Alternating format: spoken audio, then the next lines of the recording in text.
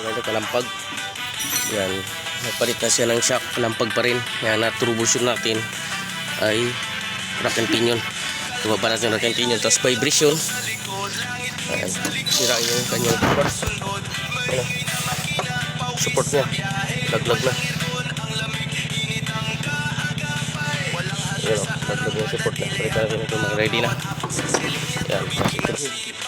Yan, ito naman ang issue nito, rack and pinion. Kaso nakabili na siya ng shock. Kaya kabit na lang natin, tapos paliptir siya. Pero rack and pinion ang issue nito. Pero may bili na siya ng shock. Yun na lang yung gagawin natin. Schedule na lang itong rack and pinion. Ibunso. Idol natin. Tirador lang ano, rack and pinion ng Avanza. Dito naman, mayroon tayo dito. Yun naman to. Kalampag, rack and pinion.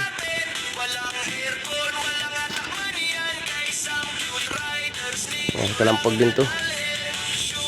Si BS Mechanic naman to yung ano. Pero hindi ito BIOS. Yan, si BS Mechanic ito nila.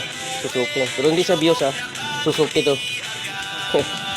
Ito naman ang tirador natin ng fabrication. Rubber fabrication.